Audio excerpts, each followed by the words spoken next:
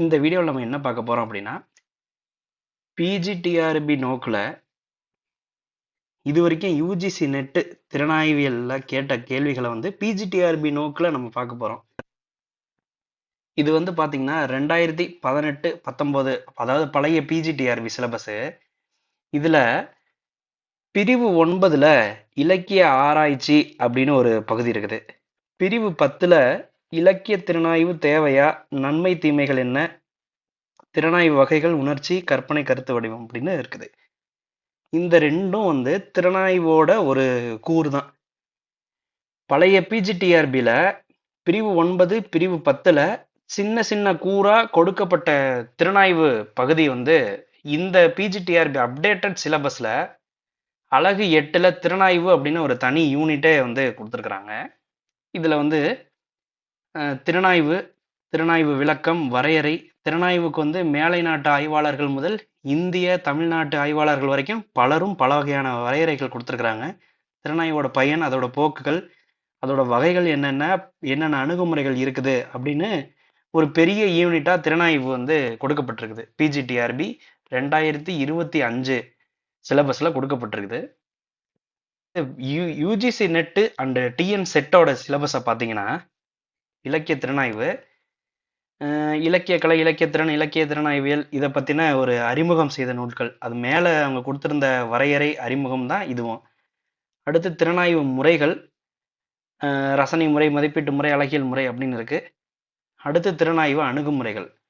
இப்போ நீங்கள் நல்லா பார்த்தீங்க அப்படின்னா, கிட்டத்தட்ட இந்த வகைகள் இருக்கிறது, அணுகுமுறைகள் இருக்கிறது, திறனாய்வு அறிமுகம் இருக்கிறது எல்லாமே அப்படியே வந்து யூஜிசி நெட்டோட சிலபஸ்லையும் இருக்கிறத நம்ம பார்க்கலாம். ஆனால் கொஞ்சம் விரிவாக இருக்குது, அதை பார்த்தாலே தெரியுது.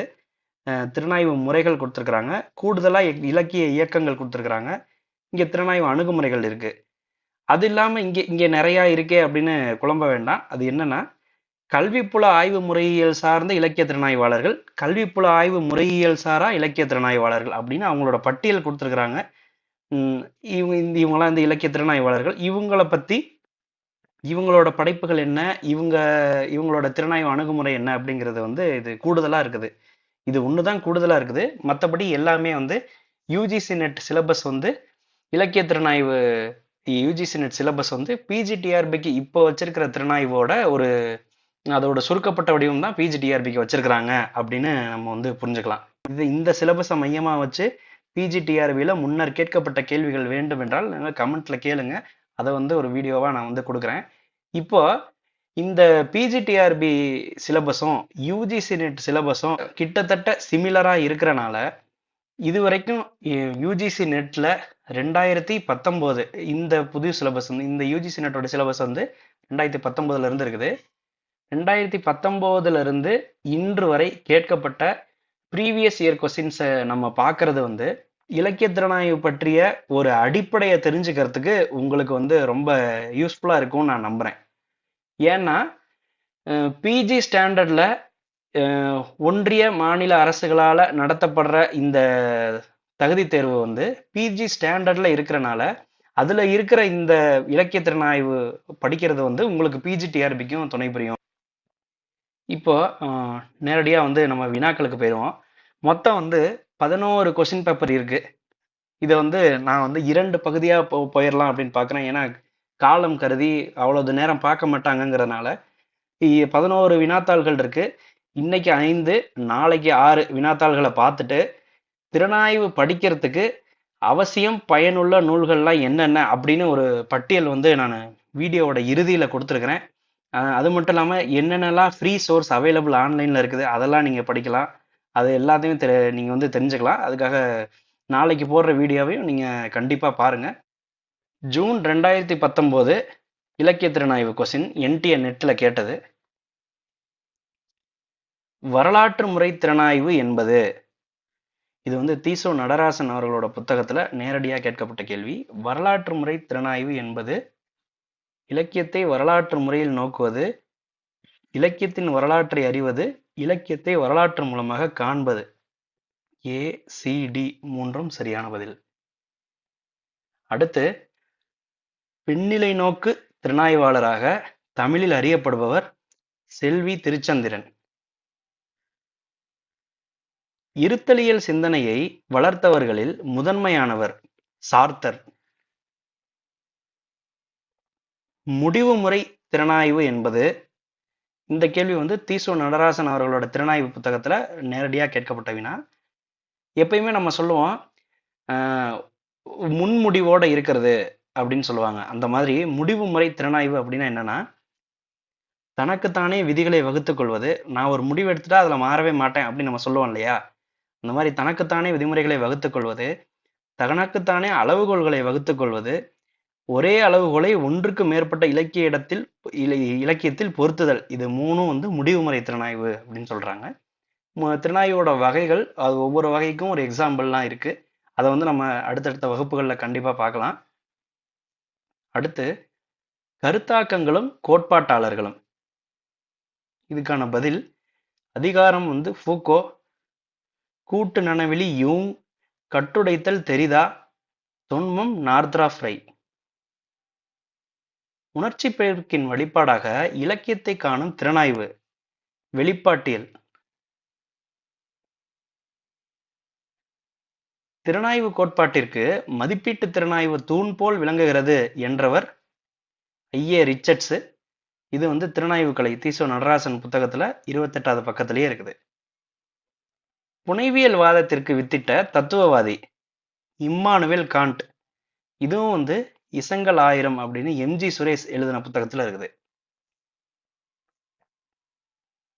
2019 டிசம்பர் கொஸ்டின். மாற்று அலகிலை முன்வைப்பது என்பது, இதை நம்ம பார்த்தாலே வந்து யூகிக்க முடியும்.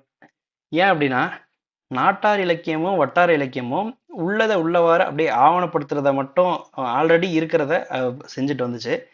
பெண்ணிய இலக்கியமும் தலித் இலக்கியமும் மட்டும்தான் மாற்று தத்துவத்தை வந்து நம்ம கிட்ட சொன்னுச்சு. அதுல வந்து பெண்ணியம் வந்து அதிகமான ஒரு புரட்சி பேசுறதா இருந்தாலும், இப்போ தலித் இலக்கியம் வந்து புரட்சி பேசுறதா இருந்தாலும் அதுக்குள்ளார வந்து ஒரு அழகியலும் அதுக்குள்ளார இருக்கும். இப்போ வந்து தலித் இலக்கியங்கள் வந்து அதுக்கு முக்கியமான உதாரணமா நம்ம சொல்லலாம். ஏராளமான புதினங்கள் இருக்குது. வெக்கை அதெல்லாம் வந்து இந்த மாதிரி வகையில சேர்ந்தது தான்.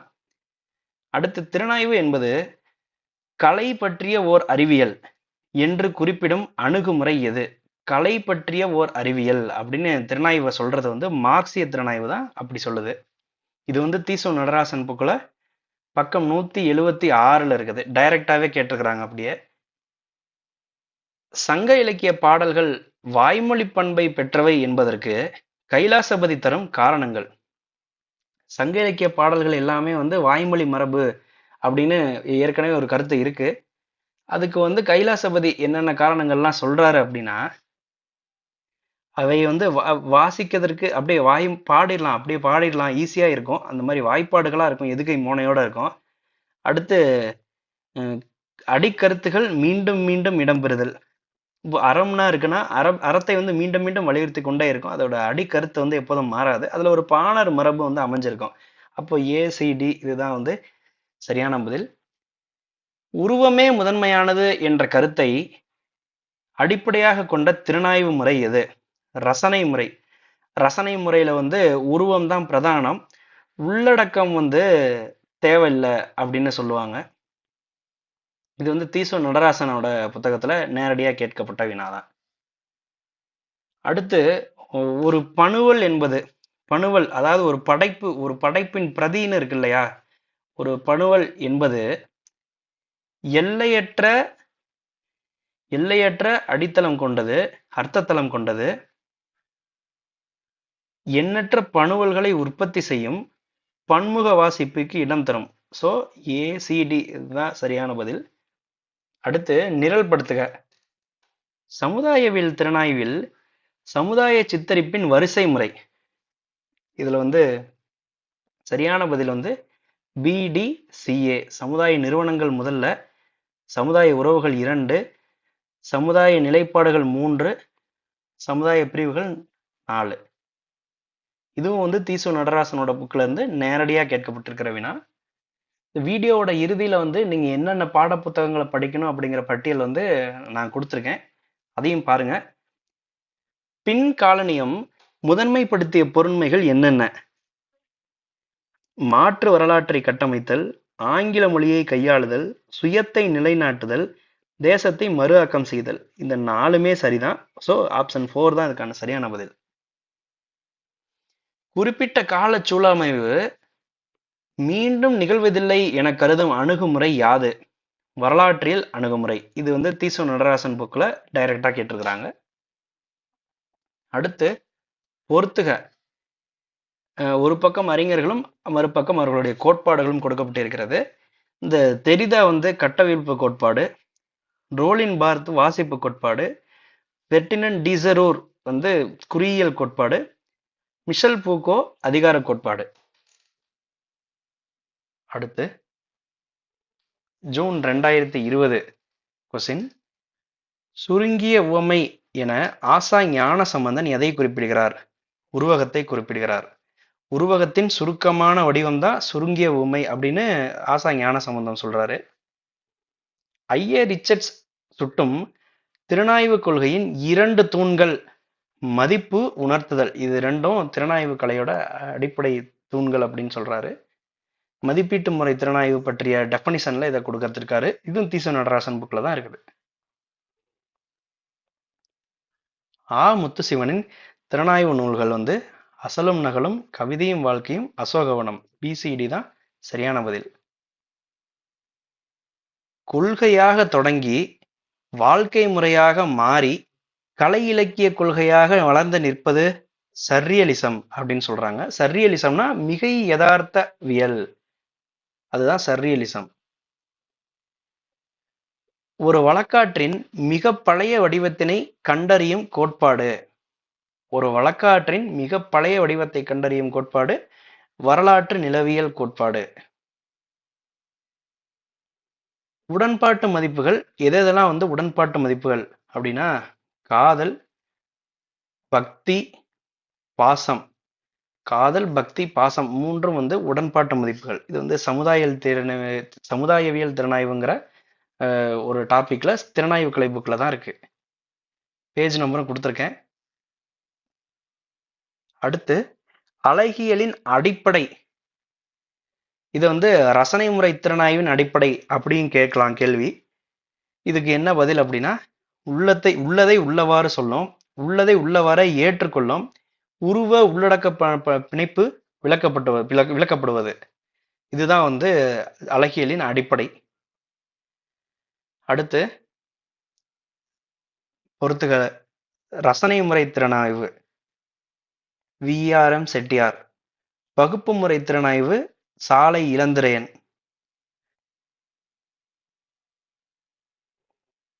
ரசனை முறை திறனாய்வு VR செட்டியார். பகுப்பு முறை திறனாய்வு சீசு செல்லப்பா. மார்க்சிய நோக்கு தொமுசி ரகுநாதன். திராவிட இயக்க நோக்கு சாலை இளந்திரையன். மேம்போக்காக தெரியும் பண்பாட்டு வேறுபாடுகள் வெறும் தோற்றங்கள் என்ற கருதுகோளை கொண்டது எது? ஒப்பிலக்கியம். நார்த்ரோப்-ரையின் கருத்துப்படி தொன்மம் என்பது கடவுளையோ கடவுளை போன்ற மனிதர்களையோ கதைமாந்தர்களாக கொண்ட கதை. சரி. தெளிவற்ற காலத்தை கொண்டது. சரி. வனதேவதை கதைகளிலிருந்து வேறுபட்டது. சரி. ABD இதுதான் வந்து சரியான பதில். அடுத்து ஒரு படைப்பை எது அல்லது எந்த பண்பு இலக்கியமாக ஆக்குகிறது? ஒரு படைப்பை எது அல்லது எந்த பண்பு இலக்கியமாக ஆக்குகிறது என்பதில் கவனம் செலுத்தியவர் ரோமன் யக்கோப்சன். பட்டியல் 1ஐ பட்டியல் 2ஓடு பொருத்துக. இதுக்கு பதில் வந்து மார்க்ஸ் வந்து சிற்றிலக்கியங்கள் சில குறிப்புகள், MA நுஹ்மான் சமூக யதார்த்தமும் இலக்கிய புனைவும், தீசு நடராசன் தமிழ் அழகியல் மரபு கோட்பாடு, கேசவன் மண்ணும் மனித உறவுகளும். இலக்கிய கொள்கைகள் இதை வந்து கால வரிசையா அவை தோன்றியதன் அடிப்படையில் வந்து நம்ம வந்து நிரல்படுத்தணும். இதுக்கு ஆப்ஷன் வந்து செகண்ட் ஆப்ஷன் தான் இதுக்கு சரியான விடை. கற்பனை மிகுந்துள்ள படைப்புகளை எந்த இலக்கிய இயக்கத்தில் சேர்க்கலாம்? புனைவுகள். புனைவு அப்படின்னாலே வந்து கற்பனை தான் இல்லையா? ஸோ புனைவு அப்படின்னாலே கற்பனை. ஸோ கற்பனை மிகுந்துள்ள படைப்புகளை வந்து புனைவியல்ல நம்ம சேர்க்கிறோம். ஒப்பிலக்கியம் என்பது ஒப்பிலக்கியம், பொது இலக்கியம் என்று இருவேறு பகுதிகளாக பிரிக்கும் புதிய கொள்கையை தோற்றுவித்த பிரெஞ்சு அறிஞர் வான் தீகம் அப்படிங்கிறவர் தான் ஒப்பிலக்கியம், பொது இலக்கியம்னு 2 இதா பிரிச்சிருக்காரு. ஃப்ராய்டின் உளப்பகுப்பாய்வு கொள்கையின் செல்வாக்குக்கு உட்பட்ட பெண்ணியலாளர்கள் யார் யார்? எர்னஸ்ட் ஜோஸ்தன், ஜூலியட் மிஷல், ஹெலன் சிக்ஸ் அப்படிங்கிற 3 பேரும் தான் வந்து ஃப்ராய்டோட உளப்பகுப்பாய்வு கொள்கையை வந்து ஏற்றுக்கொண்டார்கள். தொல்காப்பியர் கூறும் வனப்பின் சாயல் லத்தீன் மொழி நூலான கவிதை கலை நூலில் அமைந்திருப்பதாக கூறும் தமிழ் திறனாய்வாளர் ஆசா ஞானசம்பந்தன். இலக்கியத்தின் இடம் சமூகத்தின் ஒட்டுமொத்த கட்டமைப்புடன் இணைத்து பார்க்கத்தக்கது என்ற கொள்கையை உடையது. இது வந்து 2-3 கொள்கைகள் எல்லாமே ஒத்து வராது. ஒரு சில கொள்கைகள் தான். இது வந்து இயக்கவியல் பொருள்முதல்வாதம், வரலாற்றியல் பொருள்முதல்வாதம், பிரதிபலிப்பு கோட்பாடு. இந்த 3 தான் இலக்கியத்தின் இடம் வந்து சமூகத்தின் ஒட்டுமொத்த கட்டமைப்புடன் இணைத்து பார்க்கத்தக்கது அப்படின்னு சொல்லுது. அடுத்ததாக டிசம்பர் 2021, ஜூன் 2022 கொஸ்டின். வரலாற்று நிலவியல் கோட்பாட்டை தமிழில் பயன்படுத்தியவர் ஆறு ராமநாதன். பெண்ணியத்தின் 3ஆம் அலைக்கு பங்களிப்பை செய்தவை அமைப்பியல், பின்னமைப்பியல், நவீனத்துவம். 3 வந்து பெண்ணியத்துக்கு இது செய்து. புறவயத்தை ஏற்றுக்கொண்ட இலக்கிய கோட்பாடு யதார்த்தவாதம். அமைப்பு முறை தொடரியலுக்கு மாற்றாக தோன்றியவை வகையுறவனியல், அடுக்குநிலை இலக்கணம், வகைத்தர இலக்கணம். 3 தான் அமைப்பு முறை தொடரியலுக்கு மாற்றாக தோன்றியது. இது வந்து டிராப்டு கொஸ்டின். புனைவியல்வாத மேலை கவிஞர்களை கால வரிசைப்படி நிரல்படுத்துக. இதற்கான இது வந்து இதே ஆர்டர்லேயே தான் வருது. William Wordsworth, Byron, Keats, Shelley, ABCD. படிமங்களுக்கு இணையானவை. உவமையும் உருவகமும் படிமங்களுக்கு இணையானது.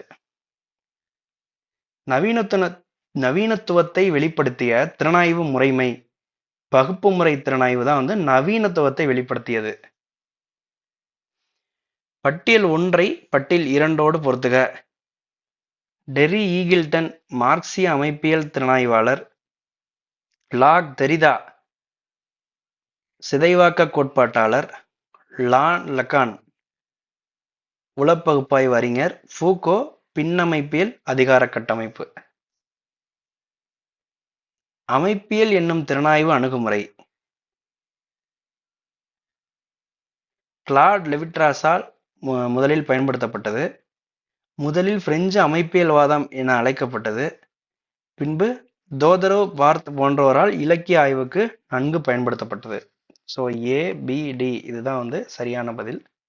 இந்த வீடியோ உங்களுக்கு பிடிச்சிருந்துன்னா லைக் பண்ணுங்கள், சேனலை சப்ஸ்கிரைப் பண்ணுங்கள், PGTRB படிக்கிறவங்க ஃப்ரெண்ட்ஸுக்கு ஷேர் பண்ணுங்கள்.